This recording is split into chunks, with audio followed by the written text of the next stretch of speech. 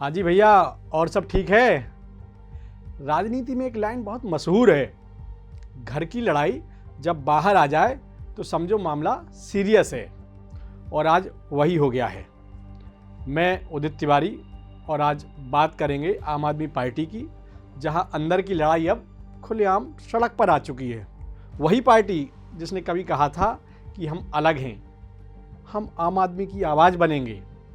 पहले आपसे स्वाति मालीवाल बागी हुई और अब 2 साल बाद पार्टी के दूसरे बड़े राज्यसभा सांसद राघव चड्ढा भी खुलकर सामने आ गए। और ये कोई छोटी मोटी नाराज़गी नहीं है भैया, ये सीधा सीधा टकराव है। वही राघव चड्ढा जो कभी केजरीवाल की आंखों का तारा था, जिसे पार्टी ने 2022 में राज्यसभा भेजा, जो कभी आपका सबसे चमकता हुआ चेहरा था, आज उसी राघव ने पार्टी के खिलाफ खुलकर मोर्चा खोल दिया है। और ये कोई पहली बार नहीं हो रहा है। याद है ना स्वाति मालीवाल, वो भी आपकी राज्यसभा सांसद हैं, केजरीवाल की करीबी मानी जाती थी और फिर एक दिन अचानक बागी हो गई। आज 2 साल बाद इतिहास फिर से रिपीट हो रहा है, बस नाम बदल गया है। तो भैया आप पूछेंगे कि आखिर हुआ क्या है। भैया कल खबर आई कि राज्यसभा में राघव चड्ढा को उपनेता पद से हटा दिया गया।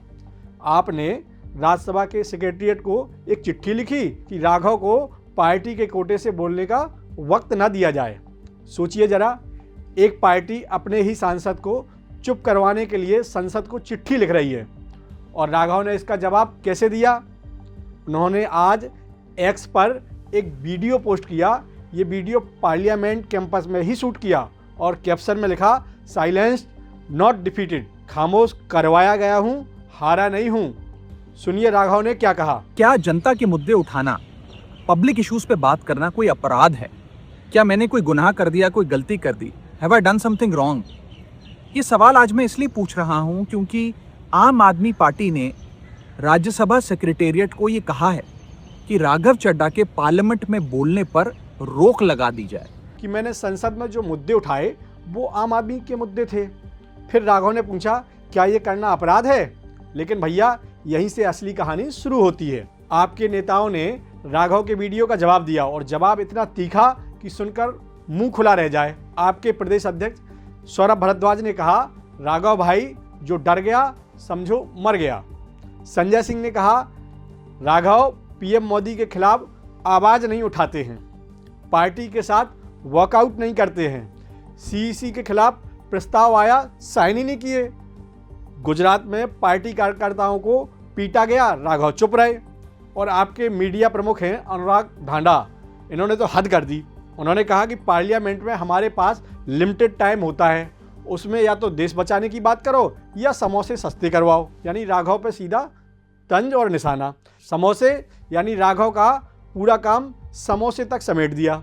अब आप सोच रहे होंगे कि आखिर सच क्या है, राघव सच में आम आदमी की आवाज़ है या सिर्फ अपनी इंस्टाग्राम रील के लिए ये मुद्दे उठाते हैं?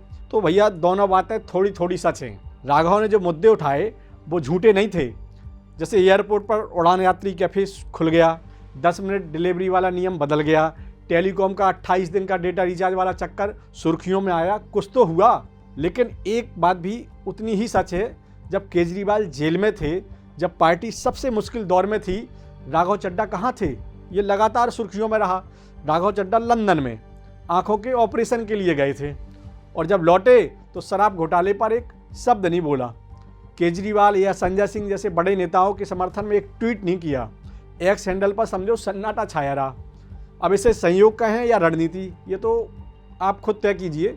और यहाँ वो सबसे ज़रूरी बात जो आपको पता होनी चाहिए, अब केजरीवाल राघव को पार्टी से निकाल भी दें तो भी राघव 2028 तक सांसद बने रहेंगे, क्योंकि राघव 2022 में राज्यसभा भेजे गए थे। 6 साल का कार्यकाल होता है, तो 2028 तक वो बने रहेंगे।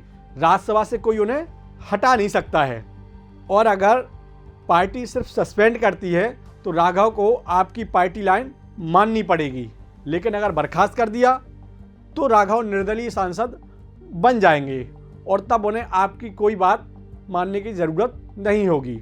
मतलब जितना आप राघव को धकेलेगी उतना राघव आज़ाद हो जाएंगे। बिल्कुल वैसे ही जैसे स्वाति मालीवाल के साथ हुआ। 2 साल हो गए स्वाति को बागी हुए, आज भी स्वाति सदन में है, आज भी आप उन्हें कुछ नहीं कर पाई, ना उन्हें हटा पाई ना निष्कासित कर पाई। और स्वाति और राघव की कहानी में एक और कॉमन धागा है, दोनों पर एक ही आरोप लगते आ रहे हैं। जब केजरीवाल सबसे मुश्किल वक्त में थे तब इन दोनों ने साथ नहीं दिया। अब भैया पार्टी के लिए विश्वासघात है, लेकिन राघव के लिए आज़ादी है। और आम आदमी पार्टी के लिए ये एक और सबूत है कि जो पार्टी खुद को आम आदमी की पार्टी कहती है, उसके अंदर भी वही पुरानी राजनीति चल रही है, वही अहंकार, वही गुटबाजी, वही बात कि मुझे सुनो बाकी चुप रहो। राघव ने अपने वीडियो में एक लाइन कही जो बड़ी फिल्मी लग रही है। उन्होंने कहा, मेरी खामोशी को मेरी हार मत समझ लेना, मैं वो दरिया हूँ जो वक्त आने पर सैलाब बनता है। देखते हैं दरिया बनते हैं या सैलाब, लेकिन एक बात तय है, आपकी जो नाव थी उसमें एक और छेद हो गया है। और केजरीवाल जो खुद पिछले कुछ समय से राजनीतिक तूफानों से जूझ रहे हैं, अब अपनी ही पार्टी के बागियों से भी लड़ रहे हैं। धन्यवाद।